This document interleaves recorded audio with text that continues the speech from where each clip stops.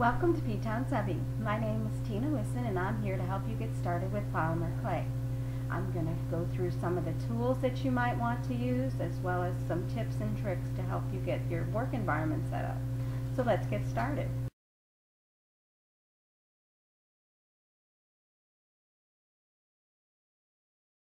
First, at the work surface, I am using this small white glazed ceramic tile.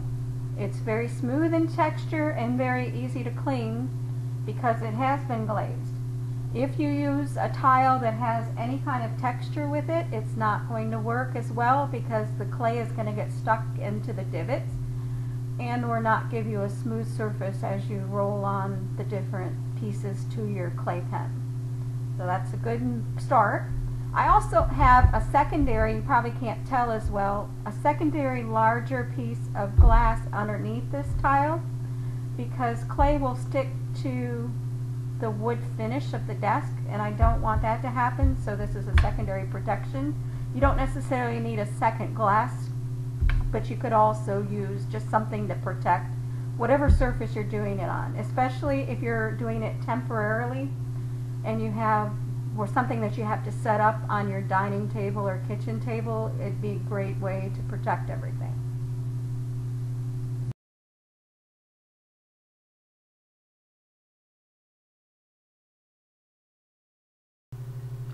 So what should you use to cut polymer clay? Most people when first starting out want to try and use something that they have in their house already. Like for instance an X-Acto knife, or maybe if you have a sharp razor blade, something to that sort. But really the best tools that I have found are what are called tissue blades. Tissue blades are extremely thin, flexible, and very sharp blades. So this is not something to play around with unless you're comfortable in handling with them. But they're really great at cutting cane slices. The little thicker ones, not quite as flexible, are better at cutting like blocks of clay. And then if you want to get into designing interesting, intricate designs, you can use these wavier blades that come in two different sizes, with and without handles. Also have really extremely long ones, but again, it's a very flexible blade, so you have to watch on keeping your lines straight when you go to cut something. You can use clay scrapers. Again, they're going to be very sharp on the one edge, so you have to be careful. This is something that you may be more familiar with for pizza. It's also used in sewing. It has a round cylindrical blade that you can use to cut. I recommend keeping all of these blades in a safe place, even in some type of storage when you're not using them, just to prevent any injury. I have a drawer in my desk that all my tools go when I'm done with them, and that way they stay organized as well as keep you safe.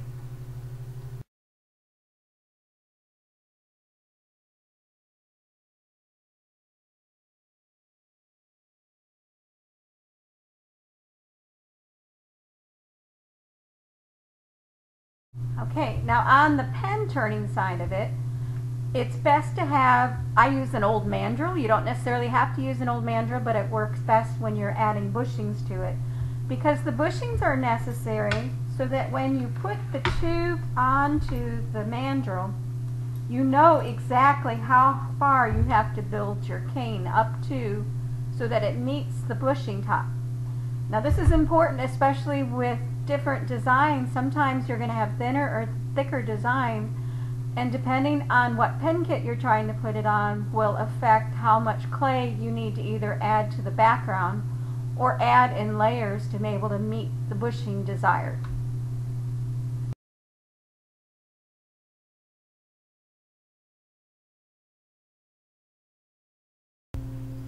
What is a pasta machine?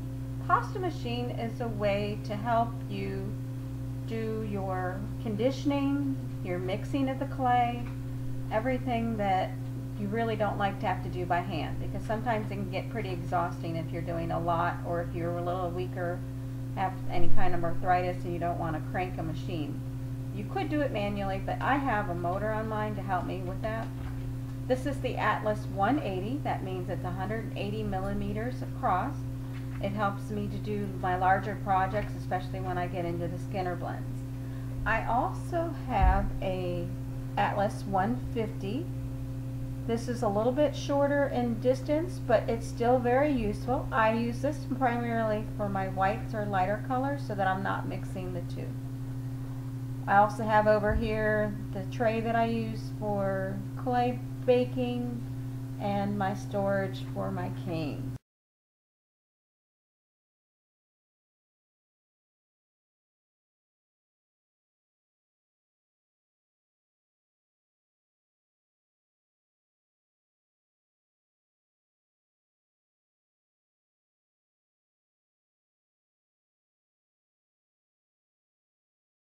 Alright, now this is how I use a pasta machine. Some people may have other ideas, but maybe they can add them later. Here is the setting you can do on the Atlas. You can do from 0 to 9, 0 being the thickest. I'm going to start there. Here's my piece of clay that I just cut. I'm going to turn on the motor and send it through.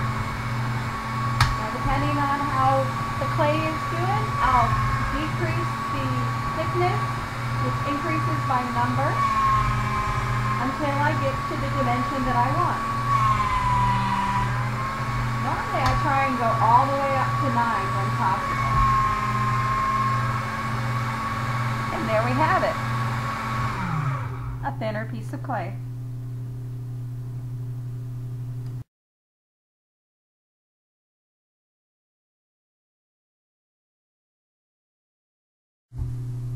Okay, now switching to the overhead, I'm going to grab my thicker acrylic roller. They also make these in smaller designs, but me having arthritis, I like to have the bigger design. You can lay it out. You can also do this from the very beginning and roll it all the way manually like this, but I just like to use this for the last section.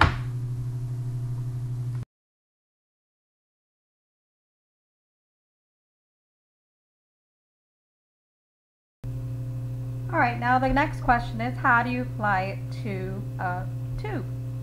If you want to have a guessing game, you can sort of cut it out to the length of the tube and then carefully roll it onto the blank or onto the tube.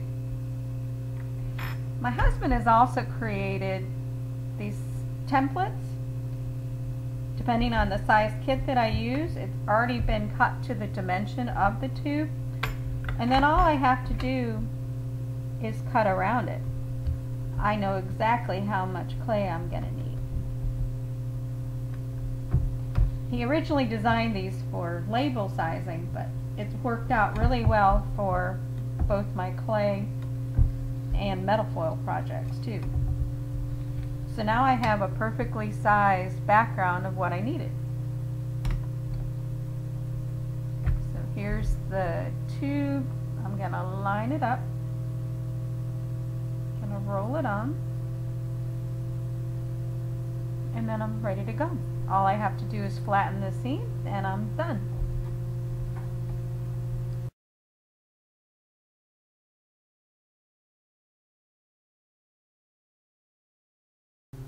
Okay, here's an example of a polymer clay cane that I made. It's a purple rose. I'm going to show you how that you cut them now.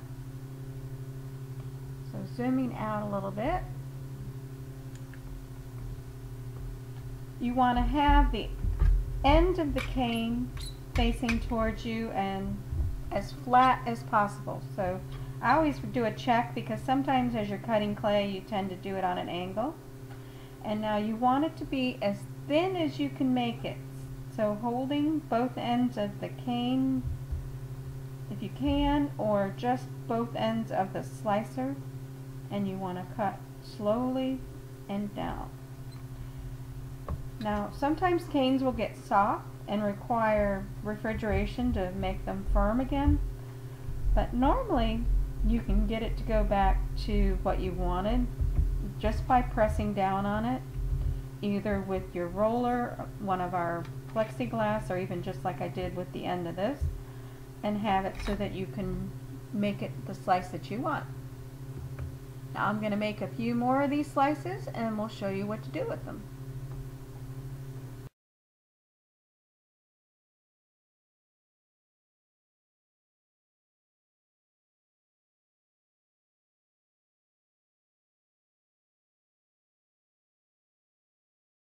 Now that I have some cane cut, I'm going to do one last light roll on them because I don't want to have any uneven cuts before I go ahead and put them on the tube. Now that those are ready to go, I'm going to take one of the cane slices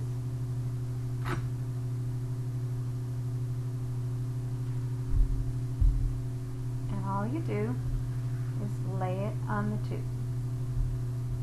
Now there's some debate as to how to come up with your designs.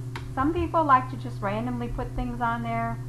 Some need more of a standardized pattern building, storytelling. Really is up to you because it's your pen, your design, and that's how you're going to make your name, is by the way you make things. So here I am just putting them randomly on for the demonstration. If I was giving more thought to it or had specific requests, I would probably put it in a pattern that either the customer asked for, or if I knew how many of these cane slices that I'm going to use, I would base it on that. You also have to remember when you go to put it on the bushings again, the more cane slices you add, the fatter it's going to make your final product. And if you add too many cane slices, then you're going to go over the bushings and then you're going to have a problem. You're going to have to either one, actually turn it down, which sometimes you can lose the most uppermost layer, or two, you're going to have to squish it to the point where you may distort it. So we're going to try and avoid that, and we're only going to add a few to this one. I'm going to roll it a little bit without the bushings first to get them set into the background. You don't want to push too hard because, like I said, the harder you push, the more pressure you add, the more potential for distortion there is. But you do have to get it enough so that it will blend with the background. The important part about clay is they do mix. The more you push it into the blue in this case, the more it may change the color. Clay is very much like paint, and at some point the more you mix it, the more it's going to become a more neutralized color between the two. In this case, I didn't go too far, didn't have too much distortion, but you do have to pay attention to those details as you're rolling. You also have to watch for any debris that you may pick up, because what's in there is going to stay in there. It's not going to go away. So we want to make sure that before you add any further layers that you have it is clean and exactly the way you want, because with clay what you see is what you get. It's not like acrylic where sometimes the outside looks different than it does after you've turned it. The final product you have is exactly what you're going to get with polymer.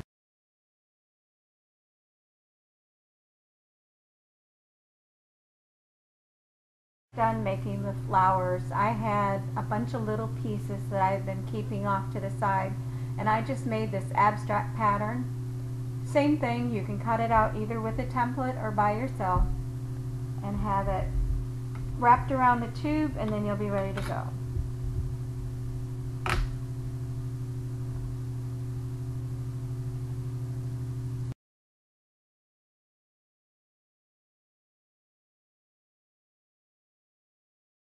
And last but not least, if you're not into cane making, you're not into abstracts, you can also create textures. Now textures can come in many forms. This is the one that Fred made me on his CNC for making dragons. This is one that I purchased. You can get those in various templates as well. This one's made out of silicone. They also have hard plastic ones. You can buy punches and make holes or round shapes. You can use leather stamping tools that have different designs on the end. Or you can use various clay tools and other stamping tools that you can do textures and or make holes or other designs freehand. So as we go through this series, I'll try different things to show you, but this is just a beginning, and if you have any questions, please let me know. Again, my name's Tina. I'm from PTownSubbie, or you can contact me here on the Polymer Clay Plains group. Thanks for watching.